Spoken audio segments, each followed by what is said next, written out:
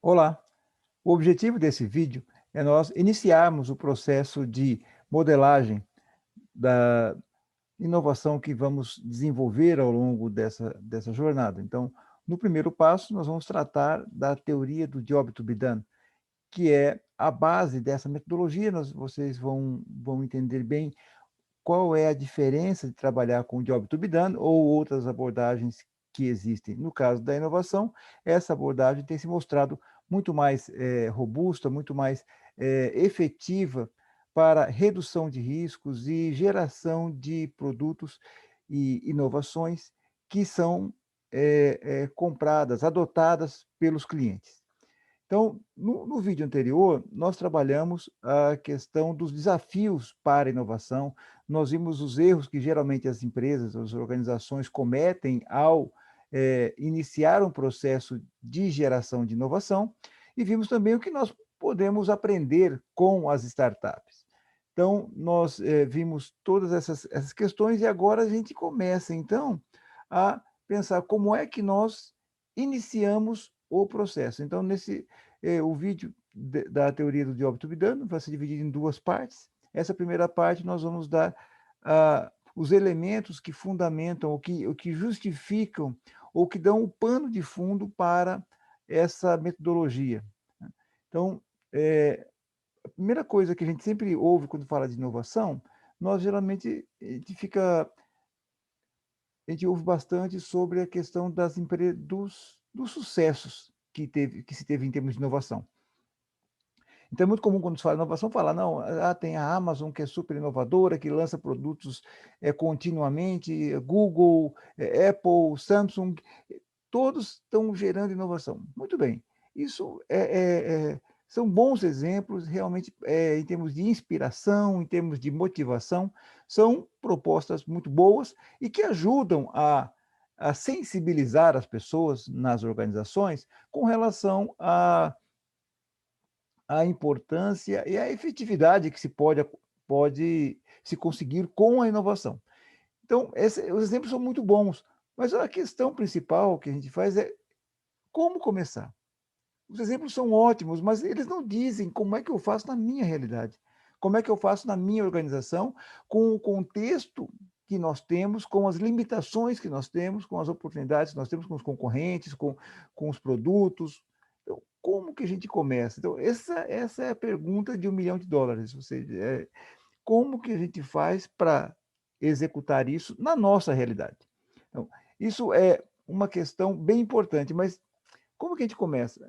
E aí todas as pessoas têm, cada autor ou cada, metodologia tem sua abordagem, né. Então, se você: "Ah, não, inovar, veja bem, é uma coisa de longo prazo, a gente não pode pensar em resultados de curtíssimo prazo, a gente tem que investir na mudança da cultura, nós temos que fazer uma estrutura para a inovação, etcétera".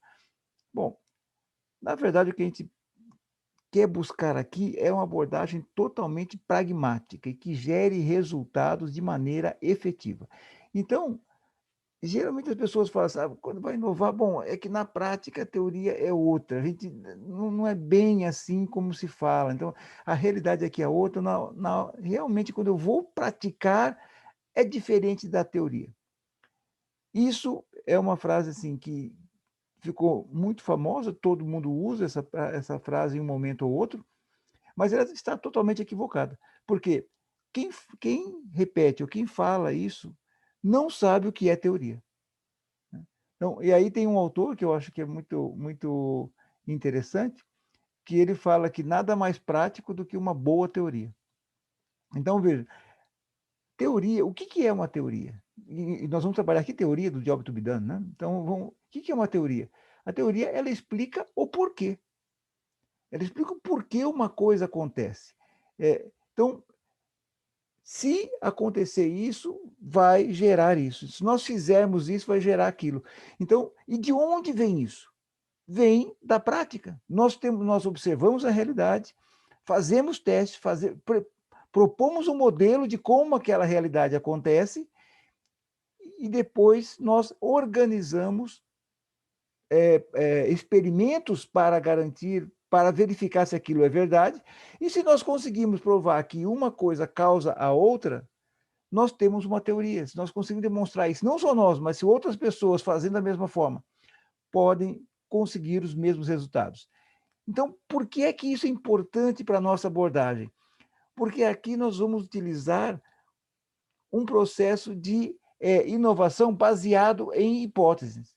Então, todo o nosso processo vai ser validação de hipóteses. É exatamente isso que o pesquisador faz quando ele vai propor uma teoria. Ele analisa a realidade, prepara um modelo tentando demonstrar por que aquilo acontece na prática, e aí ele vai fazendo experimentos para validar se aquilo que ele propôs como modelo está correto. Então, vejam, um exemplo muito clássico é da teoria geral da gravitação dos corpos. Newton, quando propôs isso, o que ele propôs? Por que os corpos caem? Porque se eu jogar uma pedra para cima, ela vai cair. Por quê? Então, essa foi a pergunta. Ele montou um modelo e foi fazendo experimentos para verificar se aquilo era verdade. Criou uma fórmula. Então, tudo surgiu da prática. E no nosso caminhar, na nossa jornada aqui, nós vamos seguir exatamente esse passo, que é validar hipóteses. Vocês vão fazer, em cada parte dessa jornada, vocês vão propor uma realidade, propor um modelo e vão validar isso na realidade, com clientes reais. Se essa validação estiver correta, se a hipótese que nós temos for validada, nós seguimos em frente. Se não, nós revimos o nosso modelo e validamos de novo. Se tiver validado, seguimos em frente. Se não, volta novamente. Então, veja, é uma ação recursiva. Nós sempre vamos fazer esse passo a passo. Tudo baseado em validação de hipótese. Então, inovação aqui, isso é importante, é um processo sistematizado de validação de hipóteses. É isso que nós vamos fazer ao longo dessa jornada. E aí a nossa pergunta base não é por que os corpos caem, ou outra coisa. Nossa por que alguns produtos ou algumas inovações têm sucesso enquanto outras não? Por quê? Essa é a pergunta base que quem vai inovar tem como pano de fundo. Por que é que algumas inovações têm sucesso enquanto outras não? Ou por que alguns produtos vendem mais e conseguem vender, às vezes o produto não é tão bom assim, mas consegue vender de uma maneira bastante expressiva, enquanto outros que pareciam muito melhores não conseguem vender. Então as pessoas geralmente falam assim, vendeu mais por causa do preço. Bom, será que realmente o preço causa o uso, o consumo? O que a gente vê em geral é que as pessoas continuam comprando o iPhone.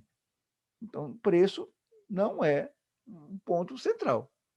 Então, não deve ser a questão de preço que a causa de que uma inovação é sucesso e outra não. Então, preço não é. Ele pode ser um dos elementos de tomada de decisão, ele pode influenciar o volume, mas a causa para comprar aquela inovação, para adquirir, para usar aquela inovação, não parece ser o preço, porque tem produtos caros, relativamente caros, e que são consumidos e que têm grande sucesso. Outra questão é, quanto mais funcionalidade, melhor. Então, uma inovação, para que ela possa realmente ser bem sucedida, ela precisa ter um conjunto grande de funcionalidades. Na verdade, a gente vê que isso não acontece na prática. Veja, nós estamos sempre fundamentando na prática. Então, as pessoas compram celulares muito simples, que só fazem e recebem chamada. Então, veja, às vezes a gente tem produtos bastante simples, sem muitas sofisticações, sem muitas funcionalidades.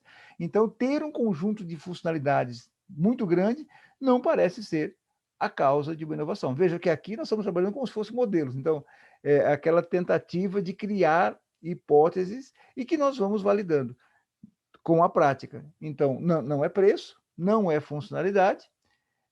E aí, outra coisa que as pessoas fazem muito, no caso, quando começam a fazer inovação, é traçar um perfil demográfico. Não, o nosso cliente é mulher, tem 40 anos, é profissional liberal, joga golfe, etc. Será que isso realmente causa o consumo? Será que é isso que nós conseguimos? Em geral, nós vamos ver, e aí está na base da proposta da teoria do Job to be done, que o perfil demográfico não causa o consumo, não causa o uso da inovação, ele é uma correlação. Outro ponto que o pessoal comenta muito é a questão da equipe de vendas. Não, se você tiver uma equipe de vendas bem efetiva, você vai conseguir colocar essa inovação no mercado. Na prática, a gente vê que isso não acontece. Às vezes a gente tem produtos que as pessoas compram mesmo sem ter vendedor, e empresas com um potencial de comercialização, de marketing muito forte, tiveram fracassos muito fortes. A Microsoft teve vários produtos que não conseguiu colocar no mercado. A própria Google tentou alguns produtos e não conseguiu. Então, não é equipe de venda, não é você ter vendedores ou equipe de venda ou marketing efetivo que vai fazer uma inovação ser sucesso. Por mais dinheiro que você coloque. Por mais dinheiro. Então, isso não define ou não estabelece a causa do porquê as pessoas adquirem uma inovação e não outra. E aí, como é que a gente geralmente faz para definir uma inovação, para gerar uma inovação, para propor um novo produto, um novo processo, um novo serviço, um novo modelo de negócio? É aquilo que a gente estava comentando agora há pouco, que é com relação ao perfil demográfico. Então, a gente define ali a idade, o gênero, a renda, a escolaridade, o local que mora, a região que mora, etc. Fazemos várias questões. Para o caso da inovação, isso não tem sido uma abordagem que dê resultado. Por quê? Porque definir esse perfil demográfico nos dá uma correlação e não a causalidade. Lembra que nós estamos buscando, no caso da inovação, é causalidade. Por que é que a pessoa vai adquirir aquele produto? Por que que ela precisa daquela solução que nós estamos oferecendo? Essa é a base do que nós estamos fazendo.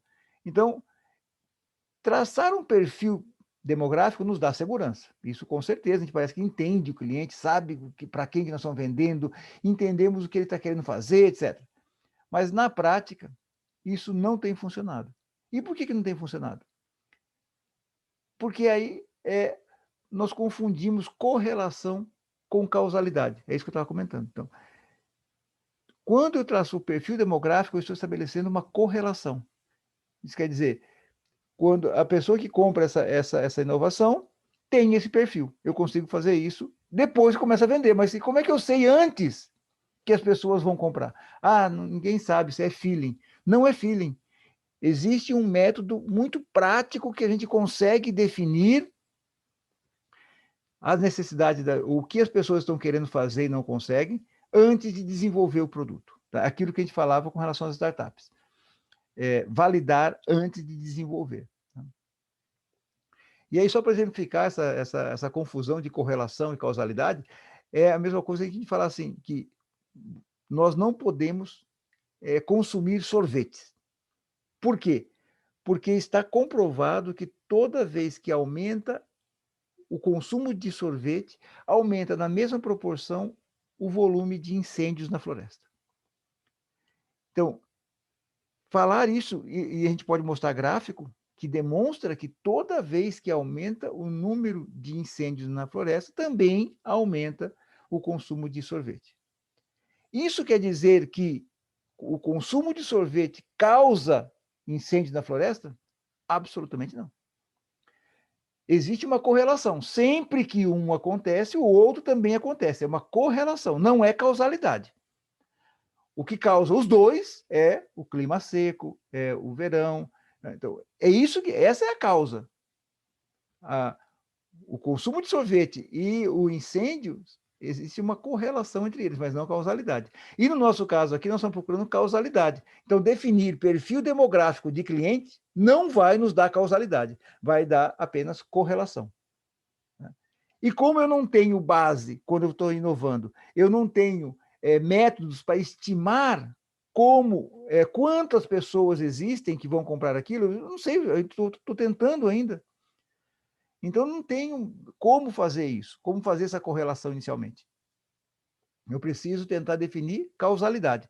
E aí é o que nós, em geral, as pessoas falam, bom, então para a gente saber então se as pessoas vão comprar ou não, a gente faz uma pergunta para a gente, vamos fazer uma interação, uma entrevista, vamos perguntar para o cliente o que eles querem. O problema é que, na maioria das vezes, as pessoas mentem ao dizer o que querem. Ou dizem o que querem, mas quando tem aquilo que eles quiseram, eles dizem que não querem comprar. Então, assim, perguntar para pessoas, você compraria esse produto? Você utilizaria isso? A tendência da grande maioria das pessoas é responder sim, porque não tem nenhum compromisso. As pessoas, se disser sim, não precisa comprar na hora. Aí, não, olha, tantos por cento diz que compraria, mas isso não tem o menor fundamento, né? Porque é uma questão de, um condicional. Você compraria? Ah, sim, com certeza, com certeza. Mas na hora de comprar, então compra agora, custa R$ 10. Aí, em geral, as pessoas não compram. Então, perguntar ao cliente sobre o que ele gostaria, o que ele acha que é interessante desenvolver, não é o que nós precisamos fazer, e nós vamos ver isso em maiores detalhes na sequência. Antes disso, vamos trabalhar um exemplo, um caso real, que ficou bastante famoso, que é com relação foi um trabalho que foi feito para o McDonald's, e o McDonald's estava querendo vender mais milkshakes em uma das lojas. Ele queria vender em todas as lojas, mas ele começou a fazer um teste. Então, a McDonald's começou a fazer um teste para verificar como que aumentaria a venda de milkshakes numa lanchonete específica. Bom, como é que eu faço isso? Como é que eu consigo vender? E vejo que isso aí já é um produto que está no mercado. O milkshake já está lá. Eu não estou inovando em produto. Eu vou inovar em como, na parte de marketing, na parte de comercialização. Como é que eu faço para vender mais? Então, é uma inovação de gestão, é uma inovação de canais de venda. Então, ver como é que nós podemos fazer com que as pessoas consumam mais milkshake. Bom, então a primeira tentativa que eles fizeram foi a clássica, foi mudar o produto. Então, eles começaram, o que eles fizeram? Eles conversaram com o pessoal da área de desenvolvimento de produtos, e aí eles criaram mais sabores, né? Novos sabores, diferentes daqueles que já existiam, adicionaram mais coberturas diferentes, com formatos diferentes, com apelos diferentes, e tornaram o milkshake mais cremoso, porque eles, nas pesquisas que fizeram, a pessoa gostava do milkshake mais cremoso. Qual foi o resultado dessas mudanças que eles fizeram? Não funcionou. A venda de milkshake continuou exatamente da mesma forma. O que aconteceu foi que as pessoas mudaram do produto do sabor A para o sabor B, mudaram da cobertura A para B, não houve uma mudança significativa em termos de faturamento. O que a gente quer aqui, veja, é resultados práticos, geralmente faturamento. Na segunda tentativa, eles fizeram, não, então vamos ver o cliente. Vamos focar no cliente, vamos perguntar para o cliente o que eles querem. E aí eles foram lá e perguntaram o que o cliente gostaria. E o cliente falou novos sabores, novos tipos de cobertura e novos tamanhos. Então o cliente falou, os clientes falaram e eles mudaram, então criaram novos sabores, criaram novas coberturas, fizeram vários tipos de tamanho. O resultado disso é que também não funcionou, não deu resultado. As vendas continuaram exatamente a mesma coisa, marginalmente aumentou alguma coisa, mas era o que já era esperado sem mudança nenhuma. A terceira tentativa, eles segmentaram, então, é aquela questão de fazer um perfil demográfico do cliente, levantar o perfil dos clientes, idade, gênero, renda mensal, grau de instrução, etc., e ajustaram os produtos a esses perfis e hábitos de consumo, né? O resultado é que não deu certo também. Então, veja, nenhum dessas abordagens, que são as abordagens mais comuns que a gente faz, não funcionaram. E por que não funcionaram? Porque justamente a gente não conseguiu identificar a causalidade. Nós estamos sendo sempre propositivos. Ele está criando o produto e colocando na mão do cliente. A gente pergunta para ele o que ele quer, mas quem tem que desenvolver o produto não é o cliente, somos nós. Então, aí que eles fizeram na quarta tentativa. Mas, bom, então tá. Então, eu fui contratado uma outra empresa e essa empresa falou assim, bom, então o que nós vamos fazer é o que as pessoas estão tentando fazer quando compram um milkshake. Então, veja, numa situação real, quando a pessoa toma a decisão de compra, avaliar o que está acontecendo, o que está envolvido naquele momento. Bom, então eles começaram a observar as pessoas quando elas iam na lanchonete e compravam milkshake. Só aquelas que compravam milkshake é que eles tomavam nota do que estava acontecendo, qual era o contexto. E eles observaram que a maioria dos clientes que compravam milkshake estava sozinha, entrava na loja sozinha, vestia roupa de trabalho, compravam apenas milkshake e comprava isso antes das 8 horas da manhã. A gente tem que entender que é americano, né, nos Estados Unidos, então o americano consome milkshake antes das 8 da manhã. Isso parece um pouco estranho para nós, mas era o que eles observaram. Então, aqui tem a realidade.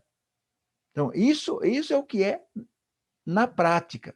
Então, nós vamos montar um modelo para se adequar a essa prática. Então, isso aqui é o que está acontecendo. Como é que eu vou estruturar um modelo para representar essa prática? Para eu conseguir fazer com que a inovação que eu quero fazer, em termos comerciais, em termos de venda, se adeque a essa realidade que nós identificamos. Então, além de observar, eles começaram, então, além de observar, observaram isso, acharam bem interessante, e aí começaram a perguntar para os clientes, aí foram começar a interagir, né? Depois de entender isso, começaram a interagir. Aí entrevistaram os clientes, depois que ele acabou comprando um milkshake, então, acabou de comprar um milkshake, eles iam lá e perguntavam, o que você está fazendo? O que você está fazendo? Está indo de onde para, está vindo de onde? Está indo para onde? O que você está fazendo exatamente agora? E por que você comprou milkshake? A pergunta é, por que você acabou de comprar esse milkshake? E por que não comprou outro produto? Então, algumas perguntas simples. Veja, aqui não estou perguntando nada com relação à pessoa, nada com relação ao produto, mas sobre o processo de decisão que a pessoa utilizou para comprar o produto. Bom, o que eles descobriram? Eles descobriram que as pessoas compravam milkshake para tornar o deslocamento para o trabalho menos chato, menos entediante. Para manter alimentado até a hora do almoço, para não comer mais nada, até a hora do almoço. Para eles não era importante a questão do sabor, então toda aquela tentativa de mudar o sabor não fazia diferença nenhuma, porque aquelas pessoas que estavam naquele contexto não valorizavam a questão do sabor, e eles valorizavam um ponto importante, que era consumir imediatamente com apenas uma das mãos, porque em geral estava dirigindo, ou ia para o metrô, ônibus, etc., e eles precisavam segurar, ou no volante, precisavam segurar no apoio, para consumir um milkshake. Então, o donut seria complicado, porque sujaria e teria que tal. Então, o pessoal utilizava o milkshake. E qual foi a solução que eles fizeram? Não mudaram o produto, não mudaram nada, fizeram apenas um quiosque para compra rápida do milkshake. A pessoa entrava na loja, fazia o pedido, ia no balcão, pegava e ia embora. Então, veja, isso é uma inovação comercial, baseada na prática. Então, aquela questão de que na prática a teoria é outra, não é. Nós observamos a realidade e tentamos validar um modelo que dê certo naquela realidade. Então, a inovação que nós queremos fazer, nós temos que observar a realidade onde ela vai ser aplicada e verificar e validar se, antes de nós fazermos aquela solução, se as pessoas realmente precisam daquela solução. Sem perguntar para elas se elas precisam, mas observando e fazendo perguntas sobre o que elas estão tentando fazer e não conseguem. Imagina se nós estivéssemos querendo criar o Uber, se nós chegássemos para a pessoa e falássemos, você gostaria do Uber? Ou você gostaria de um sistema onde as pessoas, onde tivesse um carro com uma pessoa que não é taxista e que você ligasse ou que entrasse no aplicativo e ele estaria aqui à sua disposição? E você saberia onde ele estava, quanto tempo vai demorar para chegar aqui, e quanto tempo depois você vai levar para chegar até o seu destino? As pessoas vão falar, sim, claro, não, não, mas isso não é. Será que as pessoas teriam percepção disso? Mas é complicado, isso aí pode ser, não está regulamentado. Então, o que nós queremos falar aqui nós temos que fazer o processo de validação da hipótese. Então, o que eles fizeram aqui foi validar a hipótese. Eles entenderam a realidade, observaram, fizeram perguntas sobre o que as pessoas estavam querendo fazer e propuseram uma solução em função disso. Então, veja, primeiro eles tentaram descobrir a causalidade. O que causava o consumo do milkshake? Manter-se alimentado até a hora do almoço, tornar o deslocamento menos chato e poder fazer isso com a maior praticidade possível. Então, isso veio dos clientes. Não sobre os produtos, mas sobre o que o cliente estava fazendo naquele momento, naquele contexto, naquela circunstância. Tá? E o que esse exemplo nos traz? Nos traz uma coisa muito prática, que os clientes não querem, não estão nem um pouco interessados no seu produto ou no seu serviço, ou o que o produto faz, o que o produto tem, qual é a qualidade do seu produto. Não é isso que interessa. O que interessa aos clientes é eles colocam os produtos na vida deles para ter um progresso, para conseguir resolver alguma coisa, executar alguma coisa. Hoje virou padrão de mercado, o mantra de mercado, você tem que descobrir a dor do seu cliente. Eu sempre digo que não é só dor. Não é só dor. Ninguém compra um game ou joga um game porque está com dor. Não é dor, não é só dor. Nós vamos ver quais são os elementos que são envolvidos aí. Então, ninguém está preocupado com os seus produtos e serviços, só você. O que as pessoas estão querendo é fazer progresso na sua vida. Se deslocar de um lado para o outro, se alimentar, se divertir. Então, isso é o que as pessoas querem fazer. E nós temos que descobrir o que é que elas estão fazendo, quais são as dificuldades que elas enfrentam, por que é que elas fazem isso, qual a motivação, o que, que leva essas pessoas a chegarem nessa situação de precisar executar aquela ação, aquela tarefa, ou aquela forma de agir que ela está fazendo. Por que ela faz aquilo que ela faz, do jeito que ela faz? Então, é isso que a gente precisa descobrir, colocar. Então, o que as pessoas querem não é uma furadeira. Então, assim, é muito comum, as pessoas precisam de um furo. Então, o pessoal fala assim, ninguém vai numa loja comprar uma furadeira. Na verdade, as pessoas vão comprar um furo. Né? Eu diria ainda, não é comprar um furo, mas as pessoas não querem furadeira. O que elas querem é pendurar um quadro, o que elas querem é redecorar a sala. E para redecorar a sala, elas querem colocar um quadro. Para colocar um quadro, precisa de um furo na parede. E aí a furadeira é uma das soluções para o furo, mas não é a única.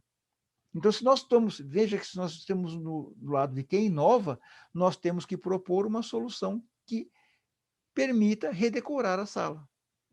Se for a questão de pendurar um quadro, a gente pode ter outros tipos de solução que não uma furadeira. Então, a furadeira é só uma das possíveis soluções que nós temos.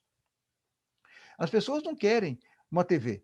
O que elas querem é se divertir. A TV é uma das alternativas. Até o presidente da Netflix disse que um dos concorrentes da Netflix é o churrasco entre amigos. Então, vejam, não está nem no mesmo mercado. Ele não falou que era as empresas de TV a cabo, por assinatura, etc. Falaram que churrasco entre amigos.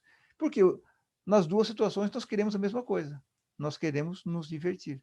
Então, eu posso assistir TV e ver Netflix, eu posso ir para um churrasco com os amigos. Se eu consumo um, eu não consumo o outro. Tá? Então, é isso que a gente precisa identificar. A gente precisa compreender essa causalidade e entender o que as pessoas estão querendo fazer e não conseguem, para que a gente possa oferecer uma solução para a realidade delas. Então, da mesma forma, as pessoas não querem uma balança, elas querem controlar o peso, e a balança é apenas uma das soluções. Da mesma forma, isso acontece em todos os casos. Veja que aqui a importância do produto se reduz de maneira drástica, sob o ponto de vista das pessoas. O que elas estão querendo fazer é aquilo que elas precisam fazer, e não comprar o produto ou adquirir aquela solução. Elas querem o controle financeiro, não querem comprar um software. Eu posso conseguir, eventualmente, uma solução sem software.